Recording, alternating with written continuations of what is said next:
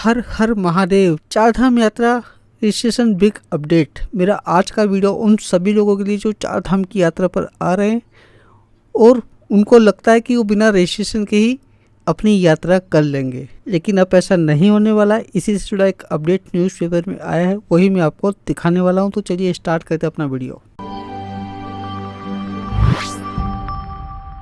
जैसा कि आप सभी लोग जानते ही हैं, 30 अप्रैल से चारधाम की यात्रा स्टार्ट हो रही है और यात्रा का रजिस्ट्रेशन 20 तारीख को ओपन हो चुका है, यानी 20 मार्च को ओपन हो चुका है। आप में से बहुत से लोगों ने यात्रा का रजिस्ट्रेशन कर लिया होगा, लेकिन बहुत से स्मार्ट लोग ऐसे हैं जिनको लगता है भाई हम बिना रजिस्ट्रेशन करे ही अपनी इस यात्रा को कर लेंगे। तो देखिए, इस बारी काफ़ी ज़्यादा सख्ती होने वाली है।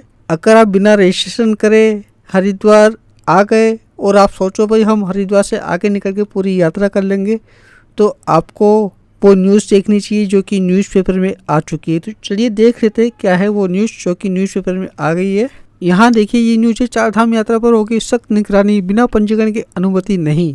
चारधाम यात्रा के लिए सुरक्षा के लिए 25 अप्रैल से तैनात कर दिया जाएगा पुलिस बल। यानी 25 अप्रैल से देखिए आपको सोनप्रयाग की पुलिस मिलने वाली है और हर लोकेशन मिलने वाली है, क्योंकि बहुत से लोग ऐसे हैं जो केदारनाथ धाम के कपाट खुलने से पहले ही वहाँ जाके पहुँच जाते हैं और फिर वीडियो बना के अपलोड करते हैं, वहाँ की व्यवस्था दिखाते हैं, वहाँ की गंदियाँ दिखाते हैं और पता नहीं क्या क्या चीज़ें दिखाते हैं। उत्तराखंड के चारधाम यात्रा इस वर्ष 30 अप्रैल शुरू होने जा रही है। 30 मार्च से ऑनलाइन पंजीकरण भी शुरू हो गया है। वर्ष 2024 में करीब 38 लाख तीर्थयात्री चारधाम दर्शन के लिए पहुँचे, परंतु इस यात्रा के शुरुआती दिनों में अव्यवस्था और भीड़ प्रबंधन की गंभीर चुनौतियां सामने आई। इससे सबक लेते हुए इस बार प्रशासन ने यात्रा को सुचारू रूप से संचालित करने की योजना बनाई है, जिससे चारधाम यात्रा पर प्रथम द्वार हरिद्वार से ही सुनिश्चित और व्यवस्थाओं को अनुरूप नियंत्रित यात्रा संचालित हो सके।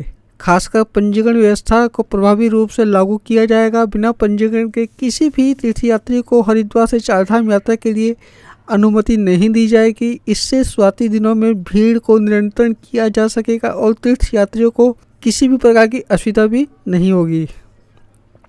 चारधाम यात्रा की सुरक्षा और व्यवस्था सुनिश्चित करने के लिए हरिद्वार में 25 अप्रैल से पुलिस बल तैनात कर दी जाएगी। हरिद्वार के जिलाधिकारी कमेंद्र सिंह और वरिष्ठ पुलिस अधीक्षक प्रमोद डोयाल ने इसके लिए व्यापक कार्य योजना तैयार की है। हरिद्वार में ऑनलाइन और ऑफलाइन पंजीकरण की जांच होगी। इन स्थानों को चिन्हित किया गया है। इसके अलावा इन स्थानों पर पार्किंग, शौचालय और अन्य आवश्यक सुविधाओं की व्यवस्था भी की जा रही है।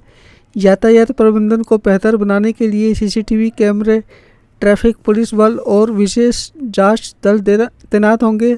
बीते वर्ष हरिद्वार में भी ऑफलाइन पंजीकरण की सही व्यवस्था न होने के कारण यात्रियों की फजीयत हुई। इस अर्थव्यवस्था को देखते हुए प्रशासन ने इस वर्ष यात्रा के लिए पंजीकरण अनिवार्य, प्रभावी जांच और पंजीकरण काउंटर बढ़ाने का निर्णय लिया है।